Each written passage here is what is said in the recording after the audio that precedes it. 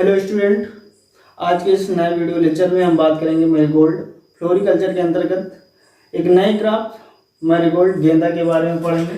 किसके बारे में पढ़ेंगे? मैरीगोल्ड के बारे में पढ़ेंगे। मैरीगोल्ड यानी कि गेंदा के बारे में, गेंदा की खेती के बारे में हम पढ़ेंगे। ठीक है, तो देखते हैं मैरीगोल्ड के बारे में जानते हैं। मैरीगोल्ड को जो है भारत का गुलाब भी कहा जाता है।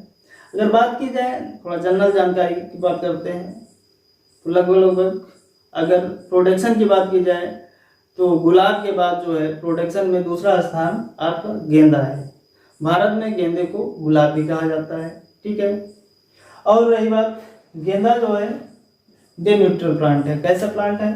डे न्यूट्रल प्लांट है।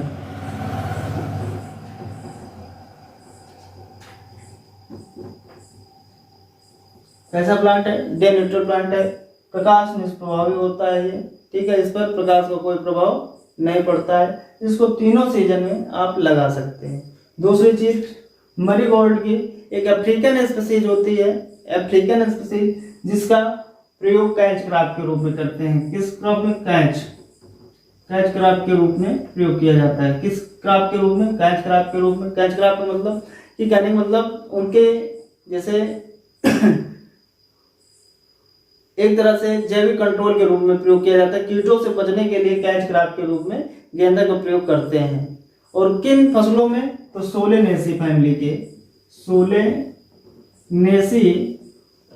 फैमिली के जितने भी फसलें हैं उनमें जो है कैच क्रॉप के रूप में प्रयोग किया जाता है। और नेमेटोड से बचने के लिए भी, नेमेटोड से बचाव के लिए भी हम गेंदे की खेती करते हैं। ठीक है ना, गेंदे के पौधों का प्रयोग किया जाता है।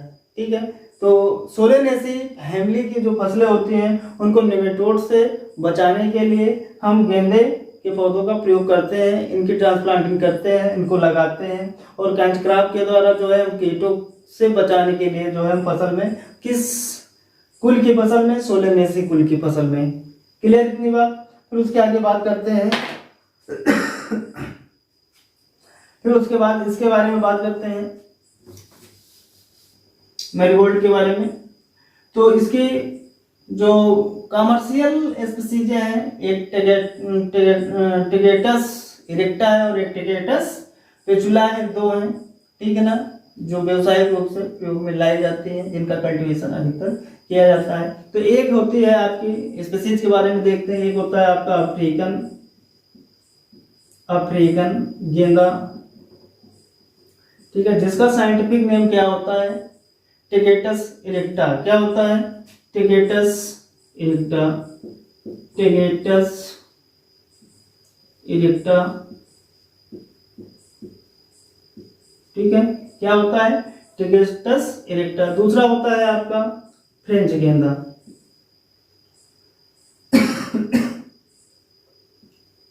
फ्रेंच गेंदा। ठीक है, फ्रेंच गेंदा, फ्रेंच गेंदा का वानस्पतिक नाम टेगेटस पेचुला। ठीक है, इसके अलावा एक और होता है, एक सिंगल मैरीगोल्ड के नाम से जाना जाता है। सिंगल मैरीगोल्ड, जिसका साइंटिफिक नेम होता है, हाँ तो बात कर रहे थे सिंगल मैरीगोल्ड। किसकी बात कर रहे थे? सिंगल मैरीगोल्ड की बात कर रहे हैं। तो इसका क्या होता है? टेगेटस फेनिफोलिया। क्या होता है इसका साइंटिफिक नेम? फेनिफोलिया होता है। क्या होता है? फेनिफोलिया होता है। इसका उपयोग इंडस्ट्रियल एरिया यानी उद्योग क्षेत्र में करते हैं। इससे जो है इसका जो प्रयोग जो है अधिकतर जो है परफ्यूम बनाने के लिए किया जाता है। इसका ये तरह की ये जंगली प्रजाति है, इसका जो अधिकतर यूज है किसमें करते हैं? परफ्यूम बनाने का। और बहुत सारे महत्व हैं गेंदा के सजावट के लिए। ठीक है, और सौंदर्य प्रसाधन के लिए, उसमें जो है परफ्यूम वगैरह बनाने के लिए, बहुत सारे कार्यों के लिए गेंदा का प्रयोग किया जाता है। ठीक है ना, घरों पर गमलों में ऑर्नामेंटल के रूप में भी प्रयोग करते हैं। ठीक है, तो बात हमें केवल पढ़ने किसकी है? टेगेटस इरेक्टा और टेगेटस पेचुला के अंतर्गत अफ्रीकन गेंदे के बारे में पढ़ना है।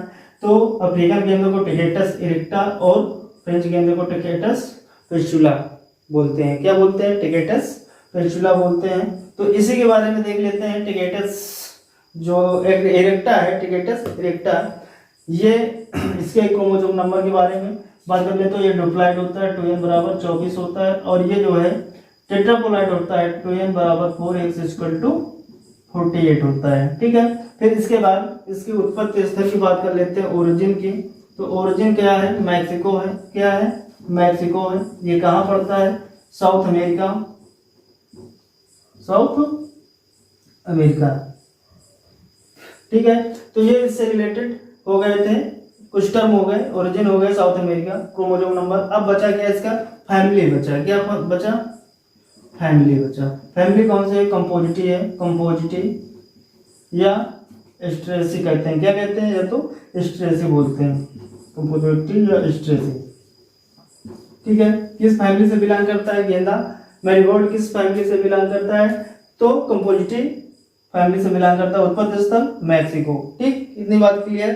फिर उसके बाद हम इसके बारे में बात करते हैं, कुछ बिंदु और एक आधे देख लेते हैं। मैरीगोल्ड का जो फ्लावर होता है पीला होता है, किसके कारण होता है? जेंथ्रोपिल के कारण होता है। पीला होने का कारण क्या है? जेंथ्रोपिल है। क्या है? जेंथ्रोपिल है।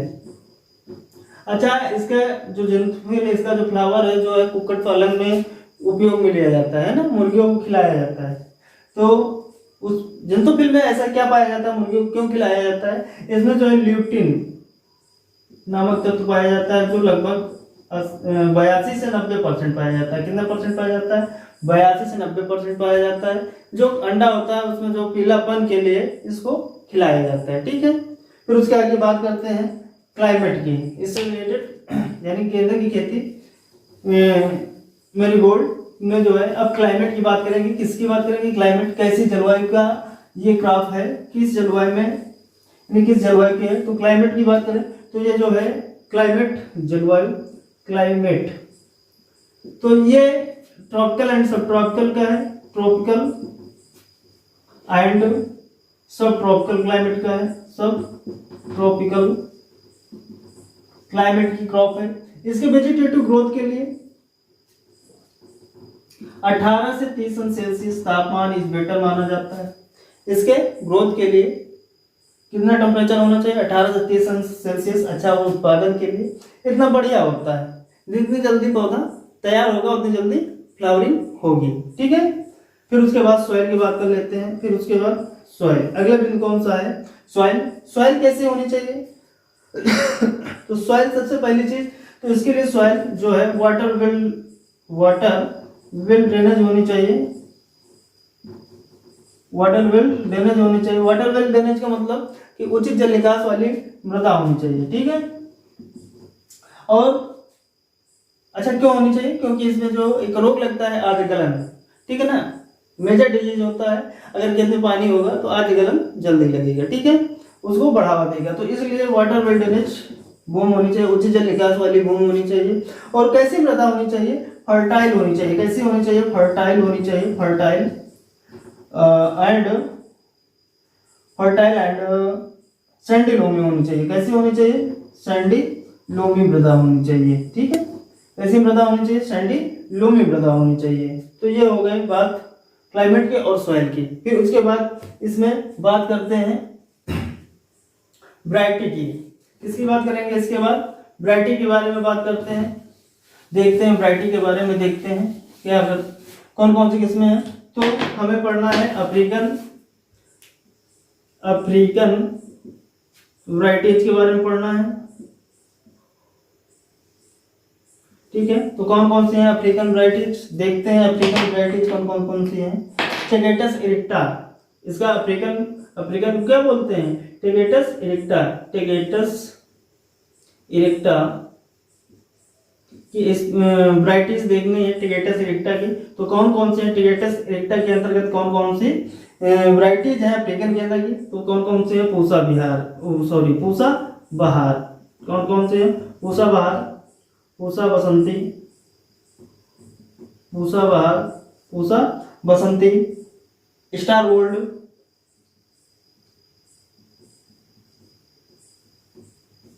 Gold, butterscotch, sorry butterscotch इसकी नहीं है, फ्रेंच की है, स्टार गोल्ड। फिर उसके बाद cracker jack, cracker jack, climax, golden age, golden age, golden age हो गई, पूसा नारंगी हो गई,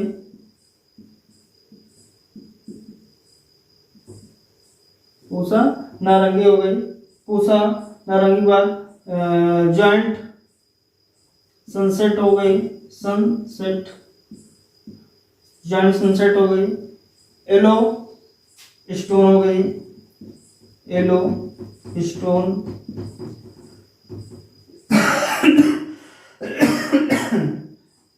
ऑरेंज हवाई, ऑरेंज हवाई इत्यादि ETC, जिसमें कि आपकी पूसा बहार, पूसा बसंती, स्टार गोल्ड और आपके गोल्ड एज और पूसा नारंगी और जॉइंट सनसेट, ये इंपॉर्टेंट है, कहीं तक पूछी जा सकती है वैरायटी, पूछा जा सकता है कि कौन सी वैरायटी टेगेटस इरेक्टा की है, यानी कि अफ्रीकन गेंदे की कौन सी वैरायटी है, या आपको वैरायटी दे दी गई और स्पीसीज दे दी गई, जैसे कि दे दिया गया पूसा नारंगी किस स्पीसीज की है, पूसा नारंगी किस स्पीसीज की है, 3-4 स्पीसीज दे दी गई है आपको, और पूछ लिया गया कि पूसा नारंगी किसकी है, पूसा नारंगी किसकी है, अफ्रीकन गेंदा टेगेटस इरेक्टा की है। फिर उसके बाद अगली फ्रेंच वैरायटीज के बारे में पढ़ेंगे, किसके बारे में, फ्रेंच वैरायटीज के बारे में पढ़ेंगे, कौन कौन से फ्रेंच वैरायटीज हैं, ठीक है।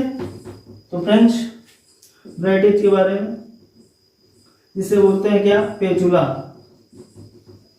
ठीक है, टेगेटस पेचुला की कौन कौन सी वैरायटीज हैं, देखते हैं कौन कौन सी है। स्टार ऑफ इंडिया है, कौन सी है, star of India, star of India हो गई, दूसरी बटर स्क्रॉच, तीसरी golden boy, golden boy, next है honeycomb, honeycomb, next है येलो बॉय,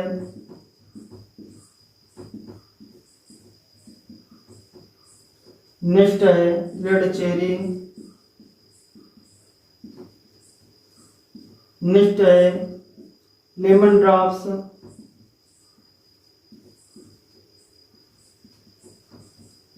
फिर अगली नेक्स्ट वैरायटी है क्वीन सोफिया, अगली कौन सी है, क्वीन सोफिया, फिर अगली कौन सी है, लेमन जैम, ठीक है, और भी बहुत सारी हैं। तो आपने देख लिया फ्रेंच वैरायटी है टेगेटस पेचुला की कौन कौन सी वैरायटी है। स्टार ऑफ इंडिया कौन कौन सी है, स्टार ऑफ इंडिया हो गई, बटर स्क्रॉच हो गई, गोल्डन बॉय हो गई, हनी कॉम हो गई, येलो बॉय हो गई, और रेड चेरी हो गई, लेमन ड्रॉप्स हो गई, क्वीन सोफिया हो गई, लेमन जैम हो गई, जिसमें कि आपकी बटर स्क्रॉच और गोल्डन बॉय और yellow boy, red cherry, star of India ये इंपॉर्टेंट है, और क्वीन सोफिया ये भी इंपॉर्टेंट है, ठीक है। ये पूछे जा सकते हैं किस स्पीसीज की वैरायटियां हैं, या ये पूछ सकते हैं, ठीक है, जो वैरायटी दे दिया गया और किस स्पीसीज के, या स्पीसीज दे दी गई, स्पीसीज से रिलेटेड कौन सी किस्म है, किस्मों के नाम दे दिया गया, एक नाम आपका फ्रेंच का होगा और अदर प्रजातियों अदर स्पीसीजों के हो सकते हैं, ठीक है। इतनी बात क्लियर। अब ये हो गया आपका वैरायटीज के बारे में हमने पढ़ लिया है, फिर इतनी बात क्लियर है। अब इसके आगे बात करते हैं प्रोपोगेशन, किसकी बात करेंगे, प्रोपागेशन की बात करेंगे। अच्छा, प्रोपोगेशन क्या होता है ये पहले बात कर लेते हैं। प्रोपोगेशन प्रवर्धन क्या है, प्रसारण क्या है, तो मल्टीप्लिकेशन यानी गुणन, नंबर ऑफ द प्लांट पौधों की संख्या में बढ़ोतरी करना, ठीक है ना। Multiplication is the number of plant is known as propagation, ठीक है, ये कहलाता है आपका प्रोपोगेशन कहलाता है। क्लियर इतनी बात, ठीक। तो मैरीगोल्ड में जो प्रोपोगेशन होता है बाय सीड होता है। इसके द्वारा होता है, बाय सीड के द्वारा होता है। और होने को तो जो है ये कटिंग के द्वारा भी होता है, लेकिन आपको मिलेगा क्या, सीड के द्वारा ही प्रोडक्शन यानी प्रोपोगेशन पाया जाता है। और आप इसमें जो है कटिंग के माध्यम से भी सॉफ्ट वुड कटिंग के द्वारा कर सकते हैं, क्योंकि हम देखते हैं जब कभी लागत गेंदे का पेड़ लगा रहता है घरों में या गमलों पर, देखते हैं अगर उसका तना टूट जाता है और भूमि से टच हो जाता है, तो भूमि में जब टच हो जाता है तो देखते हैं जैसे ये पेड़ है इसकी शाखाएं निकली हुई अगर टूट कर भूमि से टच हो जाती हैं और फिर ऐसे वो स्टैंड फिर हो जाता है, तो यहाँ से छोटी छोटी जड़ें निकल आती हैं। ठीक है, तो ये जो है कटिंग के माध्यम से भी इसका पौधा तैयार किया जा सकता है, लेकिन परीक्षा में अगर पूछा जाता है तो किसके द्वारा, तो बाय सीड के द्वारा। फिर उसके बाद बात कर लेते हैं सीड रेट। सीड रेट की बात कर लेते हैं, बीज दर क्या होती है, तो 1.5 किलोग्राम, अगर एक आंसर दे रहा है 1.5 किलोग्राम प्रति हेक्टेयर। अगर ऐसे माना कभी कभी ऐसे भी पूछ लेता है कि 1 से 2 किलोग्राम या 2 से 3 किलोग्राम, 4 से 5 किलोग्राम, तो ये ऐसे अगर पूछ रहा है तो 800 से 1500 ग्राम प्रति हेक्टेयर, कहने का मतलब ये 800 ग्राम होगा और ये 1.5 किलोग्राम, यानी इसके बीच में। ठीक है, क्लियर इतनी बात। फिर उसके बाद बात कर लेते हैं, ये हो गया आपका प्रोपोगेशन हो गया, प्रोपोगेशन के बाद सीड रेट हो गई। अब हमें करना है क्या, बुआई। क्या करना है हमें, अब बुआई करना है। बुआई के बारे में हम पढ़ लेते हैं विस्तार से। तो एक तो ये डेलिप्टर प्लांट है, इसको जो तीनों सीजन में लिया जा सकता है, इसको तीनों सीजन में इसका कल्टीवेशन किया जा सकता है, ठंडी गर्मी बरसात तीनों सीजन में। तो देखते हैं, ठीक है, क्योंकि इसमें प्रकाश का कोई प्रभाव नहीं पड़ता, कोई रोल नहीं होता है। तो देखते हैं, सबसे पहले देख लेते हैं रेनी सीजन। रेनी सीजन में तो इसकी नर्सरी कब डालेंगे, रेनी सीजन में। अगर बरसात का महीना है, खरीफ क्रॉप। रेनी सीजन किस में आता है, खरीफ क्रॉप के अंतर्गत आता है। तो इसमें जो नर्सरी कब डालेंगे, तो जून जुलाई में डालेंगे, जून टू जुलाई डाली जाएगी। ठीक है, इसमें ट्रांसप्लांटिंग कब की जाती है, ट्रांसप्लांटिंग की बात करें, ट्रांसप्लांटिंग जुलाई अगस्त में की जाती है, जुलाई टू अगस्त किया जाता है। फिर इसमें पोस्ट हार्वेस्टिंग कब की जाती है, पोस्ट हार्वेस्टिंग की बात करें तो सितंबर से सितंबर टू दिसंबर तक की जाती है। कब तक की जाती है, सितंबर से दिसंबर तक की जाती है। फिर उसके बाद विंटर सीजन, इसके बारे में देखते हैं।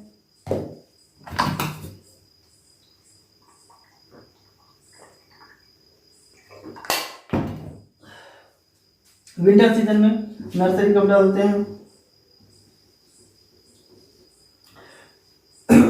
विंटर सीजन में नर्सरी डालने का समय क्या होता है, तो विंटर सीजन में जो नर्सरी डालने का समय होता है सितंबर टू अक्टूबर होता है, सितंबर अक्टूबर होता है, सितंबर टू अक्टूबर होता है। फिर उसके बाद ट्रांसप्लांटिंग का समय क्या होता है,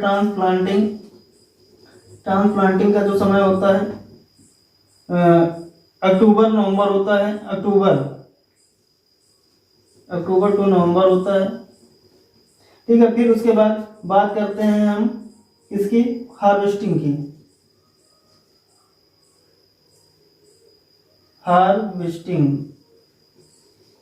हार्वेस्टिंग का टाइम क्या होता है, तो दिसंबर जनवरी होता है। क्या होता है, दिसंबर टू जनवरी होता है। ठीक है, क्या होता है, दिसंबर टू जनवरी। फिर उसके बाद हम बात कर लेते हैं, आपका रेनी सीजन हो गया, विंटर सीजन हो गया, अब हो गया बचा है आपका समर सीजन। कौन सा सीजन बचा है, समर सीजन में कब हम नर्सरी डालते हैं और कब हम ट्रांसप्लांटिंग करते हैं और कब हम फूलों की तोड़ाई करते हैं, इसके बारे में देखते हैं। तो नर्सरी डालने का जो समय होता है वो होता है आपका जनवरी में, और ट्रांसप्लांटिंग का समय क्या होता है, फरवरी, और हार्वेस्टिंग का समय क्या होता है, हार्वेस्टिंग का समय होता है आपका अप्रैल मई, अप्रैल टू मई। तो ये हमने बात कर लिया, सोविंग से रिलेटेड टर्म होते हैं। तीनों सीजन में इसका कल्टीवेशन किया जाता है। बस हाँ, ठंडी के सीजन में जो भी कल्टीवेशन किया जाता है उसमें दिक्कत ये आती है कि जो गेंदे का पौधा होता है पाले के प्रति बहुत ही संवेदनशील होता है। पाले को झेलने की क्षमता, यानी उनको पाले को सहन करने की क्षमता विंटर सीजन वाले क्रॉप में नहीं होती है। ठीक, क्लियर इतनी बात।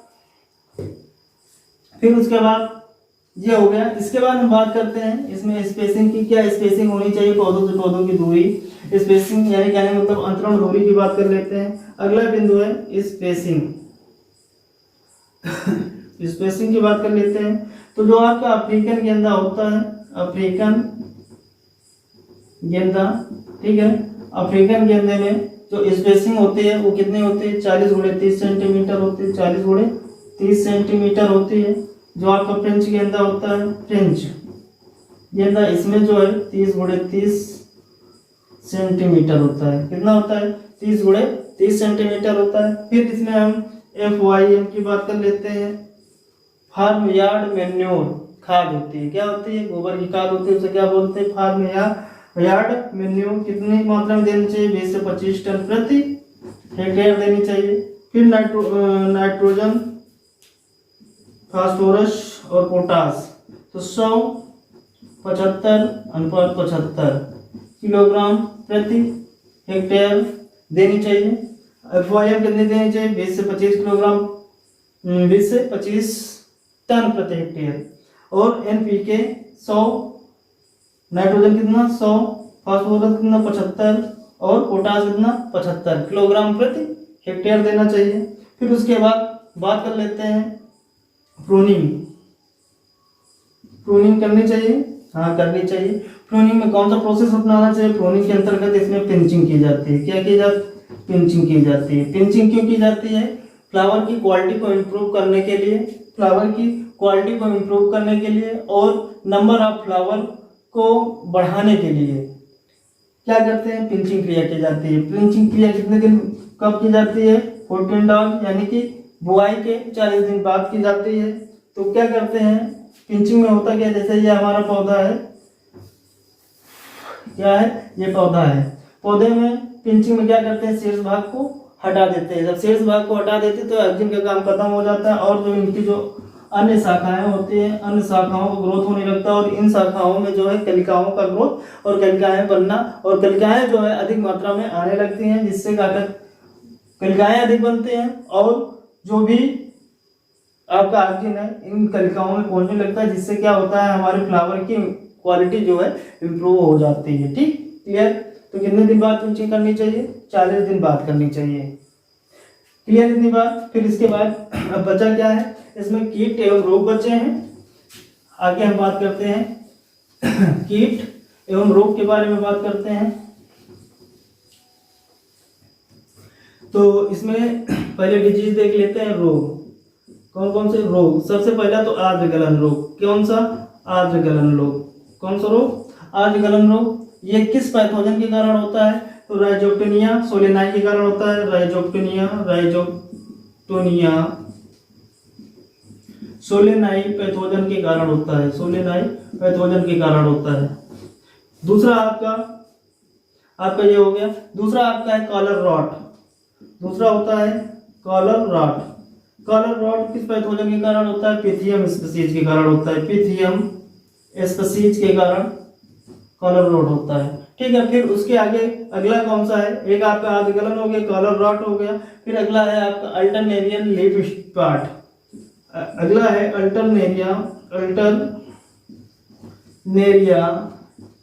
लीफ स्पॉट यानी पत्ती धब्बा। ये किसके कारण होता है, तो ये किस पैथोजन के कारण होता है, तो अल्टरनेरिया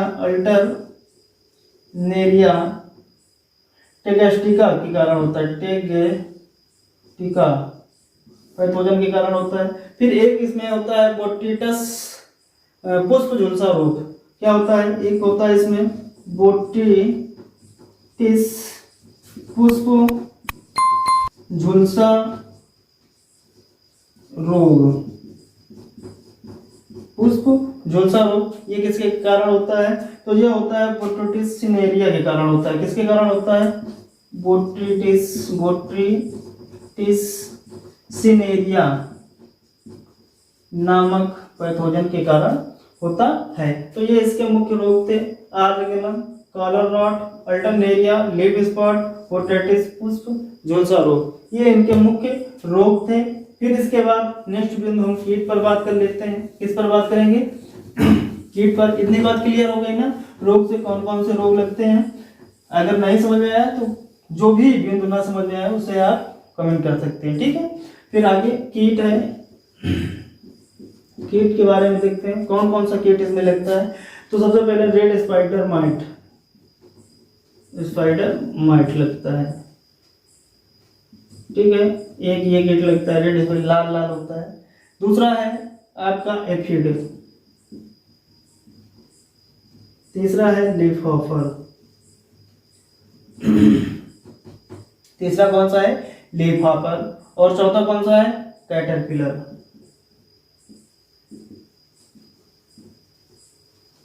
तो ये आपके कीट थे। गेंदा की खेती करने यानी गेंदे में लगने वाले कीट कौन कौन से हैं? Red spider mite, aphid, leaf hopper, caterpillar, ठीक।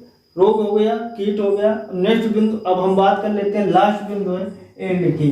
एंड कितनी होनी चाहिए? उपज क्या होती है? उपज एंड। तो इसमें जो उपज होती है 30 से 35 टन प्रति हेक्टेयर होती है। कितनी होती है? 30 से 35 टन प्रति हेक्टेयर। अगर कोई बात नहीं समझ में आई है तो वो आप कमेंट करके बता सकते हैं। आज के लिए बस इतना ही। Thank you. और अगला लेक्चर जब भी आएगा, ठीक है ना, अगले क्रॉप पे आएगा, फ्लोरिकल्चर पर यही आएगा, ठीक है। Okay, thank you.